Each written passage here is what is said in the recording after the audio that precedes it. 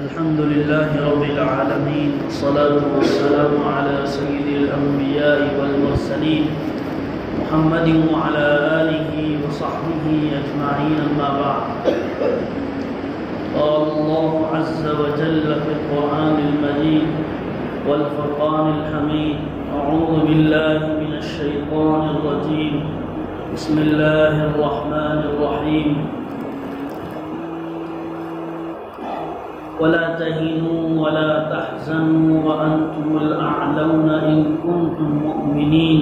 وقال تعالى: ومكروا ومكر الله والله خير الماكرين. صدق الله العظيم.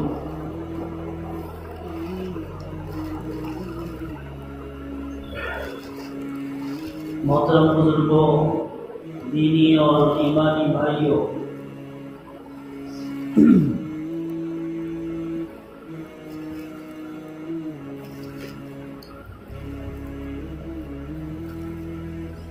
جب سے دنیا قائم ہوئی ہے، جب سے یہ کائنات بنی ہے، تب سے ہی حق اور باطل کی لڑائی شروع ہے، جاری ہے. صحیح اور غلط کی جنگ جاری ہے. ہر زمانے میں حق بھی رہا ہے، باطل بھی رہا ہے.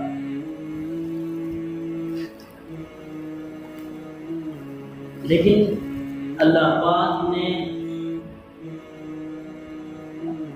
حق والوں کے ساتھ اپنی نصرت کا، اپنی مدد کا وعدہ فرمایا ہے، اور باطل کے ساتھ اللہ کی نصرت کا کوئی وعدہ نہیں.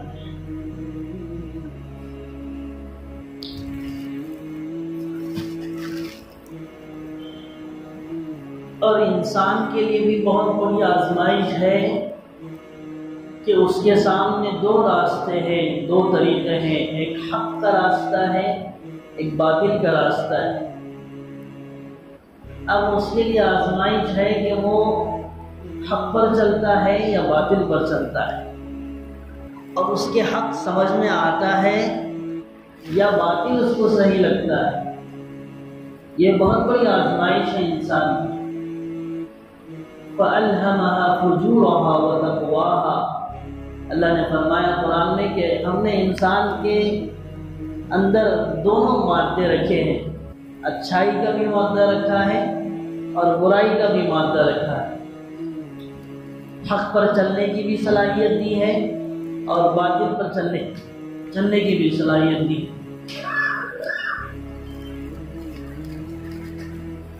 اور جب آدمی حق پر چلتا ہے تو چیزیں صاف ہونے لگتی ہے، اللہ سے تعلق بنتا ہے، اور جو اس کا مذہب ہے وہ صحیح مذہب پر اپنی زندگی گزارتا ہے، اس کی تعلیمات کے مطابق.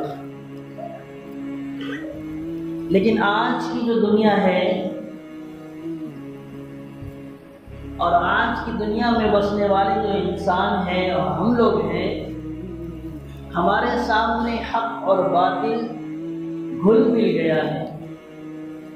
عقل نہیں کام کرتی اور عقل نہیں فیصلہ کر رہی ہے کہ آیا یہ حق ہے یا باطل ہے. اللہ ہمیں معاف فرمائے کہ کتنی باطل چیزیں ہیں، کتنی غلط چیزیں ہیں جس کے بارے میں ہمیں معلوم نہیں ہوتا، لیکن ہم اس کو بغیر کسی شک کے، بغیر کسی تردد کے اور بغیر کسی احساس کے کہ صحیح ہے یا غلط ہے، ہم اس کو کر رہے ہیں اور ہمیں معلوم تک نہیں کہ ہم نے غلط کیا. یہ وجہ اس بات کی ہے کہ ہمارے اندر سے خیر اور شر کی جو تمیز ہے وہ نکل چکی ہے. بہت سارے کام جو اللہ کو ناپسند ہے وہ کیے جا رہے ہیں اور ہمیں احساس تک نہیں ہے کہ ہم نے اس کام کو کیا ہے. اور ظاہر ہے جب حق اور باطل مل جائے گا،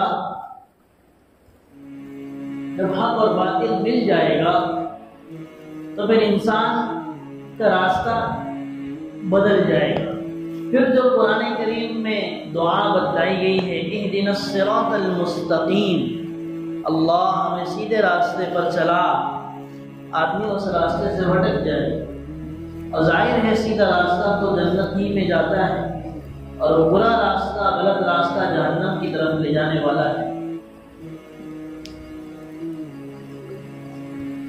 تو آج حق اور باطل گھل مل گیا ہے، تو ہم مسلمان ہیں، ہم نے کلمہ پڑھا ہے، ہم ایمان والے ہیں، اور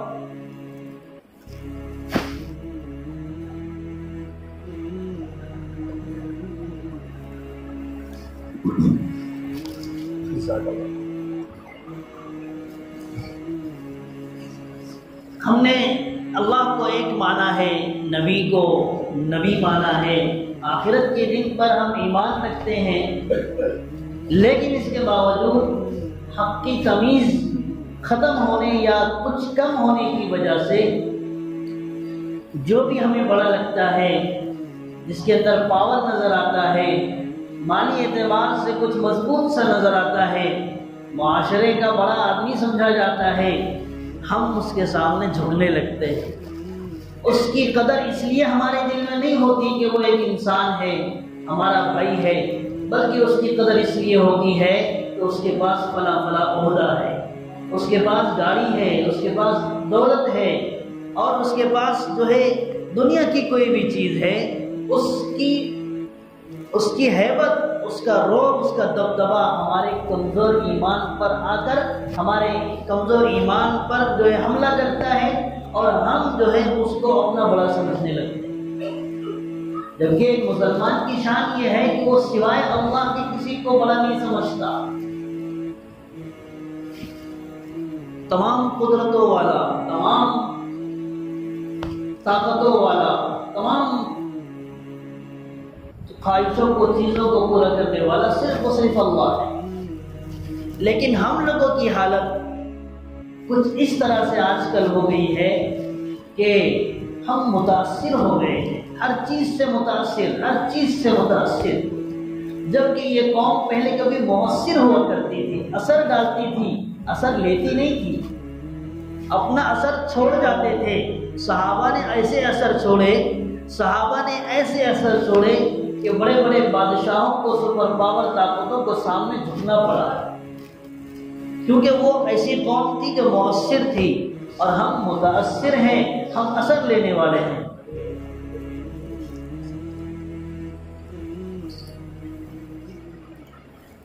تو اصل بادشاہت اللہ کی ہے، اصل دنیا کا چلانے والا اللہ ہے۔ قرآن کریم میں کئی جگہوں پر اللہ پاک نے، خود قرآن نے اللہ کا تعارف کرایا ہے۔ للہ ملک السماوات والارض، آسمان اور زمین کی بادشاہت کا مالک اللہ ہے۔ لہو ما فی السماوات وما فی الارض، آسمان اور زمین میں اللہ کی بادشاہت ہے۔ اللہ لا الہ الا هو الحی القیوم، وہ اللہ جس کے علاوہ کوئی معبود نہیں، الحی وہ زندہ ہے، القیوم وہ ہمیشہ ہے، ہمیشہ رہے گا۔ اور لہو ما فی السماوات وما فی الارض، آسمان اور زمین کی بادشاہت کا وہ مالک ہے۔ یعلم ما بین ایدیہم وما خلفہم، وہ آگے بھی دیکھتا ہے، پیچھے بھی دیکھتا ہے، ہر چیز کا علم اس کے پاس ہے۔ ولا یحیطون بشیء من علمہ الا بما شاء، اور انسان جو بھی کرتا ہے ہر چیز کا علم اللہ کے پاس موجود ہوتا ہے۔ قل اللہم مالک الملک، نبی فرما دیجئے، بتا دیجئے انسانیت کو کہ اللہ بادشاہوں کا مالک ہے، بادشاہوں کا مالک ہے۔ اور ایک حدیث قدسی میں حضرت ابو دردہ رضی اللہ تعالی عنہ سے روایت ہے، مشکات شریف کی حدیث ہے، فرماتے ہیں اللہ خود اپنا تعارف کرا رہے ان اللہ لا الہ الا انا مالک الملک و ملک الملوک،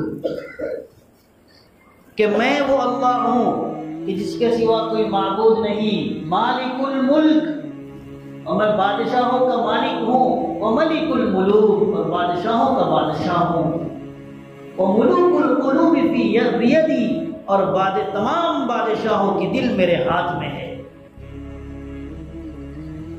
تو پتہ یہ چلا کہ اصل رولر، موسٹ پاورفل رولر دنیا کا ان دا ورلڈ، وہ صرف اور صرف اللہ ہے۔ یہ چیز ہمیں سمجھنی ہے، اور صحابہ اکرام رضی اللہ عنہم اجمعین نے اس کو سمجھا، تبھی تو اللہ کی عظمت ان کے دل میں تھی، اور پھر وہ بڑی سی بڑی طاقت سے ٹکر لے لیتے تھے، کیونکہ ان کو معلوم ہے کہ یہ ان کی نظر میں بڑے ہیں، ان کی نظر میں بادشاہ ہے، ہماری نظر میں ان کی کوئی حقیقت نہیں، صرف ہمارے سامنے ہمارا اللہ ہے۔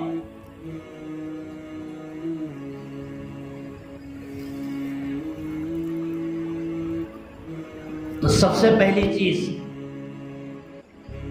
کہ دنیا کا بادشاہ کوئی بادشاہ نہیں، بہت بڑے بڑے بادشاہ ہیں دنیا میں، آج کل کے بادشاہ ختم ہو گئی ہیں، آج تو کیا ہے چند خطوں پر چند علاقوں پر لوگوں کی حکومتیں ہیں، پہلے جو ہے بڑے بڑے خطے بڑے بڑے ملک جو ہے بادشاہوں کے انڈر میں آیا کرتے تھے، اور ان کو بادشاہ کہنے کو اچھا بھی لگتا تھا، وہ بادشاہ بھی ہوتے،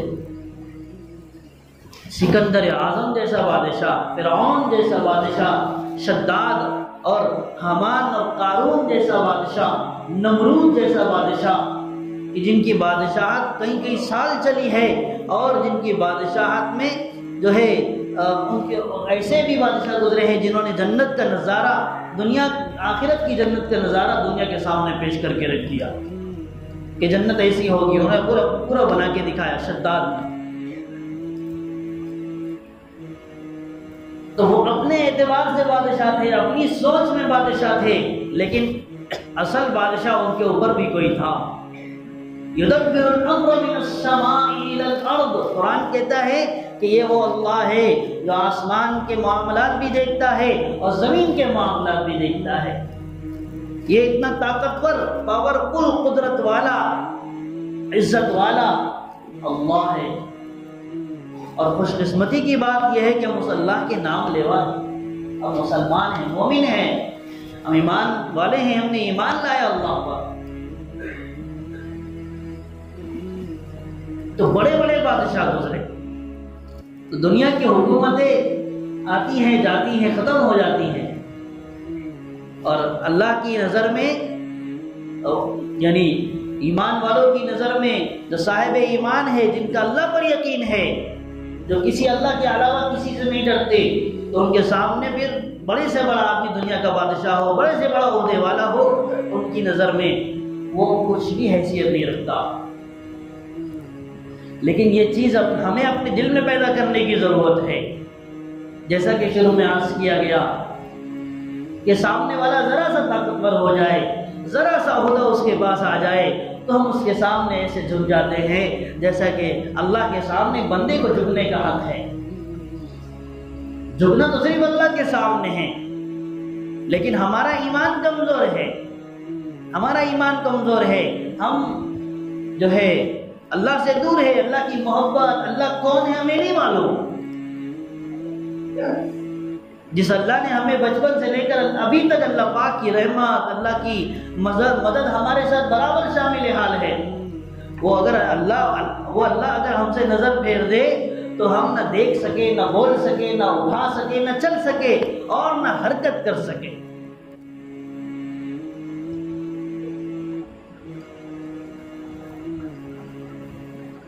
تو اللہ نے خود تعارف کرایا ہے کہ میں بادشاہوں کا بادشاہ ہوں، بادشاہوں کا مالک ہوں، اس لیے اصل بادشاہ کو پہچانو، اصل بادشاہ کی محبت اپنے دلوں میں پیدا کرو۔ تو فرمایا کہ اگر اللہ کی محبت دل میں پیدا ہو جائے، اللہ کا ڈر دل میں پیدا ہو جائے، اللہ کا تعارف اگر صحیح سے آ جائے، اللہ کا انٹروڈکشن اگر ہمیں معلوم ہو جائے، اور اللہ کا خوف دل میں پیدا ہو جائے، تو پھر یہ دل صرف اللہ سے ڈرے گا، یہ جان صرف اللہ سے ڈرے گی، اور باقی کسی دنیا کے کسی آدمی سے نہیں ڈرے۔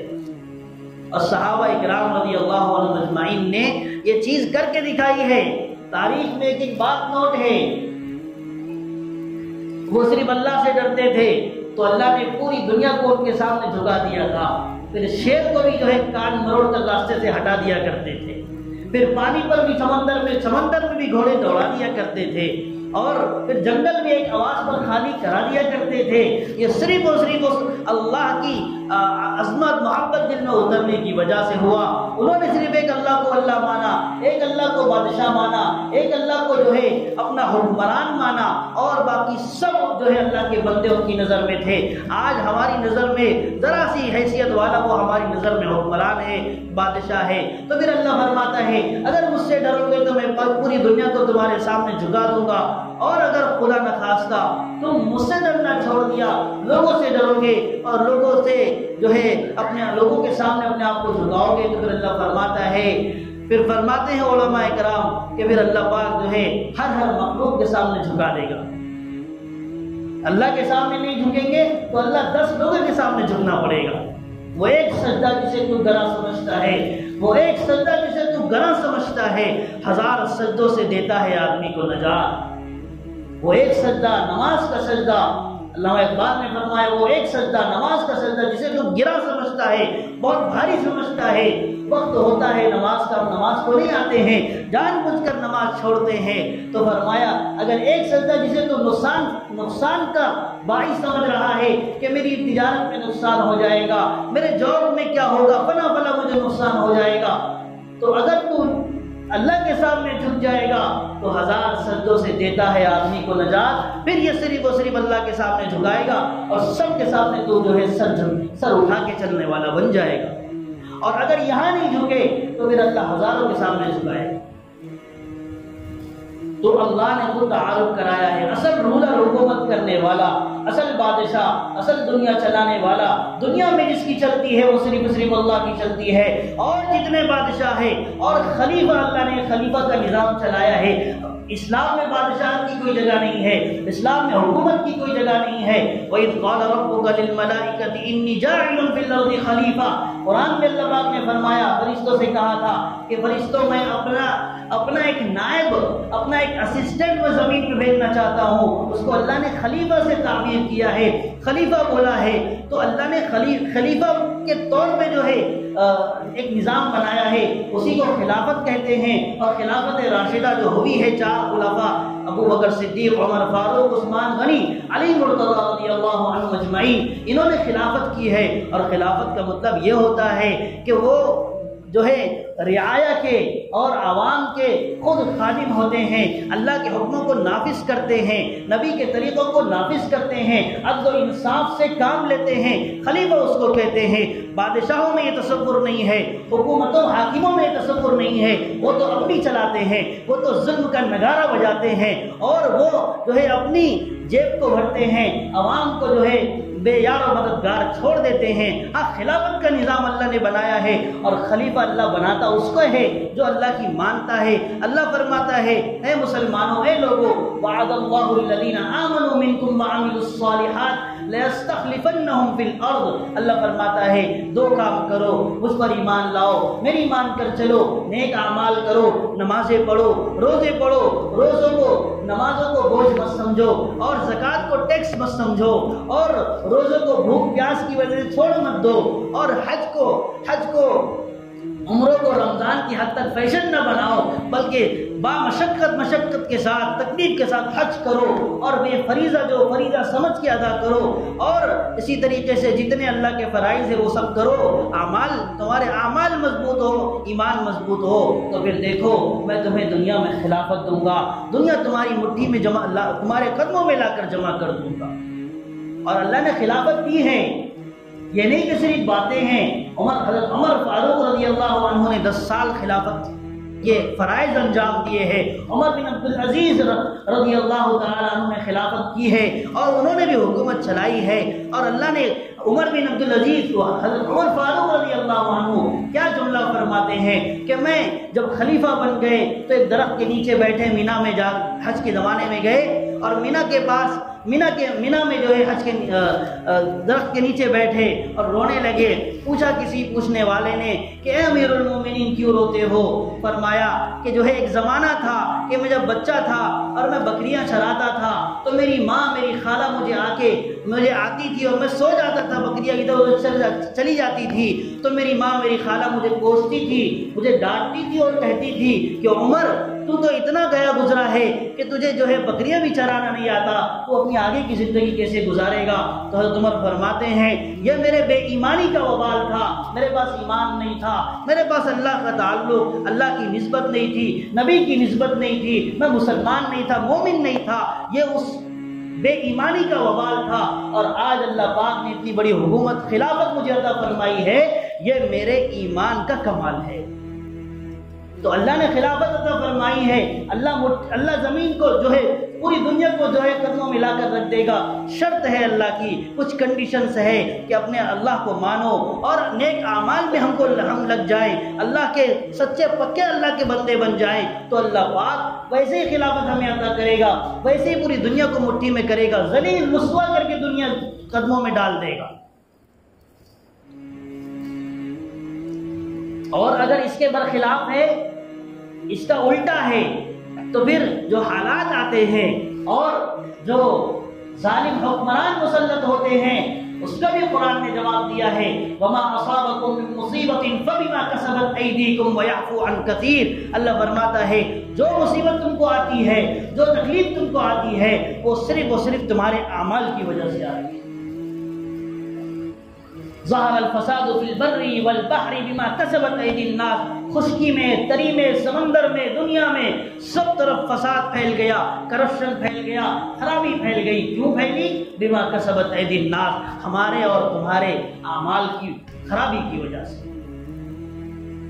تو کسی حکمران کا جو ہے کامیاب ہونا اور اس کا جو ہے تخت شاہی پر بیٹھ جانا، یہ اس کا کمال نہیں ہے، اور اگر وہ ظالم ہے تو اس کا کمال نہیں ہے، ہم نے اپنے اعمال بد کی وجہ سے اس کو بٹھایا ہے۔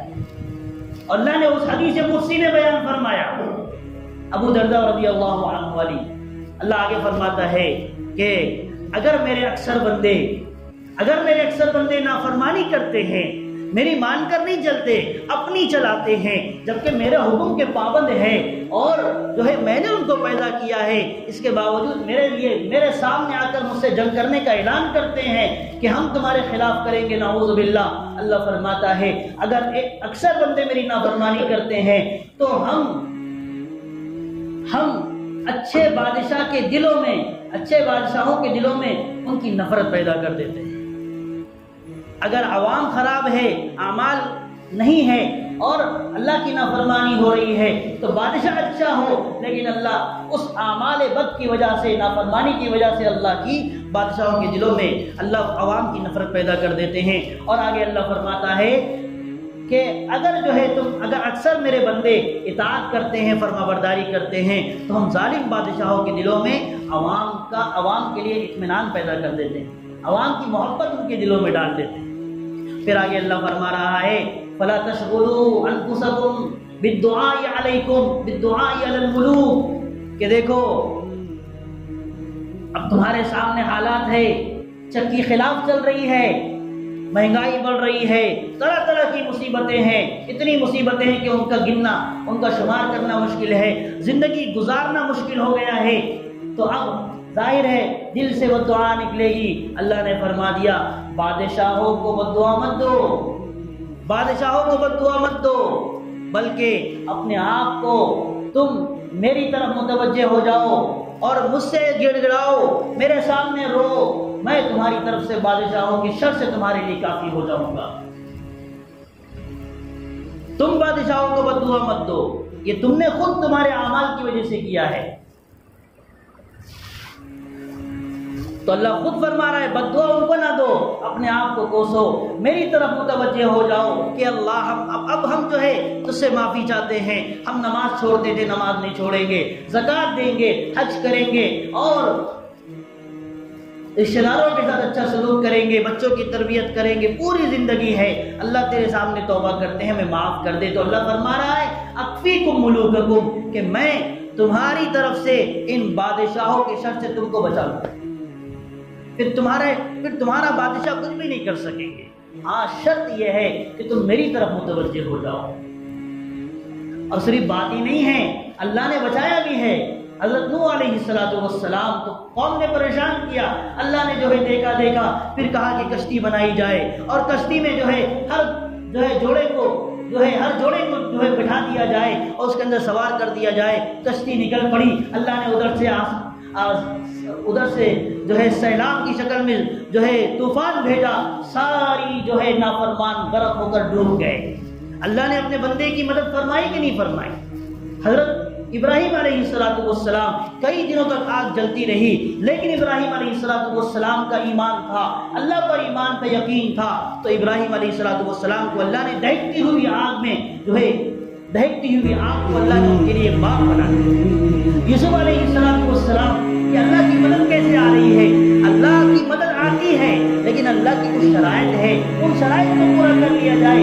آج بھی ہمارے ساتھ کوئی مددیں آئیں گی، وہی آسمان ہے، وہی زمین ہے، وہی اللہ ہے، وہی قرآن ہے، وہی زمانہ ہے، بس ہم بدل گئے ہیں. تو یوسف علیہ السلام کے ساتھ کتنی پریشانیاں ہوئی. بھائیوں نے ان کو کنویں میں ڈال دیا، مصر کے بازار میں بیچ دیا گیا، غلام بنائے گئے.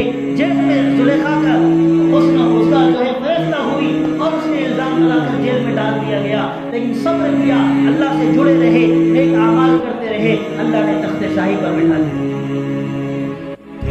آخر میں عیسیٰ علیہ السلام کے پیچھے بھی قوم پڑ گئی اور کہا کہ ان کو قتل کر دیں گے اور ان کو جو ہے مار دیں گے. وَمَكَرُوا وَمَكَرَ اللَّهُ وَاللَّهُ خَيْرُ الْمَاكِرِينَ. حضرت عیسیٰ علیہ السلام کو اللہ نے کیسے بچایا کہ ان کے جیسا ایک آدمی وہاں پر کھڑا کر دیا، بھیج دیا، عیسیٰ علیہ السلام کو اوپر اٹھا لیا. اللہ ایسے مدد فرماتا ہے. ہمارے نبی حضرت محمد مصطفیٰ صلی اللہ علیہ وسلم جب جو ہے مدینے سے لوگ آنے لگے اور کفار کو پتہ چلنے لگا کہ مدینے میں بھی اب اسلام پھیل رہا ہے، انہوں نے میٹنگ بلائی اور کہا کہ اب ان کو قتل کر دیں گے. وَإِذْ مَكَرَ الَّذِينَ كَفَرُوا لِيُثْبِتُوكَ أَوْ يَقْتُلُوكَ أَوْ يُخْرِجُوكَ. تین جو ہے ان کے سامنے رائے آئی، ان کو قید کر دیا جائے یا ان کو قتل کر دیا جائے یا ان کو جلا وطن کر دیا جائے، ملک سے شہر سے جو ہے دور بھیج دیا جائے. میٹنگ ہونے لگی.